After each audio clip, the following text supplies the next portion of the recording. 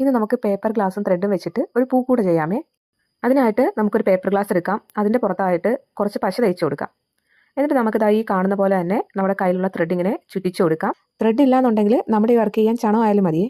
ഏകദേശം പകുതി ഭാഗത്തോളം ത്രെഡ് ചുറ്റിയതിന് ശേഷം വീഡിയോയിൽ കാണുന്ന പോലെ നമ്മൾ ആ ഗ്ലാസിൻ്റെ ബാക്കി ഭാഗം കട്ട് ചെയ്യാം. എത്ര പീസസ് വേണമെങ്കിൽ നമുക്ക് കട്ട് ചെയ്യാം. പക്ഷേ നമ്മൾ കട്ട് ചെയ്യുന്ന പീസസിൻ്റെ എണ്ണം ഒറ്റ സംഖ്യ ആയിരിക്കണം കേട്ടോ. 9, 11, 13 ഒക്കെ ആയാലും പ്രശ്നമില്ല. പിന്നെ ഈ കാണിച്ചിരിക്കുന്ന പോലെ തന്നെ ഒന്നകത്ത് ഒന്ന് പുറത്ത് എന്നുള്ള രീതിയിൽ കംപ്ലീറ്റ് ആയിട്ട് ചുറ്റിച്ചെടുക്കുക. ഇനി പൂക്കൂടയുടെ ഹാൻഡിലാണ് നമുക്ക് സെറ്റ് ചെയ്യണത്. അതിനായിട്ട് ഈ ക്രാഫ്റ്റ് വർക്ക് ഒക്കെ ചെയ്യുന്ന കനം കുറഞ്ഞ കമ്പി ഉണ്ടല്ലോ, അതിൽ ഈ സെയിം ത്രെഡ് ഒന്ന് ചുറ്റിച്ചെടുത്തേക്കുവാണേ. ഇനി നമ്മൾ സെറ്റ് ചെയ്ത് വെച്ചേക്കുന്ന പൂക്കൂടയുടെ എൻഡ് പോർഷൻ കാണിച്ചേക്കുന്ന പോലെ ഒന്ന് സൂക്ഷിച്ചൊന്ന് ബെൻഡ് ചെയ്യണേ. ഡെക്കറേറ്റ് ചെയ്യാനായിട്ട് നമ്മുടെ കയ്യിൽ ലേസോ മറ്റെന്തെങ്കിലും ഉണ്ടെന്നുണ്ടെങ്കിൽ നമുക്ക് അതിൻ്റെ സൈഡിലൊന്ന് ഗ്ലൂ ചെയ്ത് കൊടുക്കാമേ. ഫൈനലി നമ്മുടെ ഹാൻഡിലൂടെ സെറ്റ് ചെയ്താൽ നമ്മുടെ പൂക്കൂടെ ഇവിടെ റെഡി ആയിട്ടുണ്ടേ. ഇനിയിപ്പോൾ പൂക്കൂടെയൊക്കെ സെറ്റായ സ്ഥിതിക്ക് അല്പം പൂവ് കുറച്ച് പ്രസന്നമാവാല്ലേ.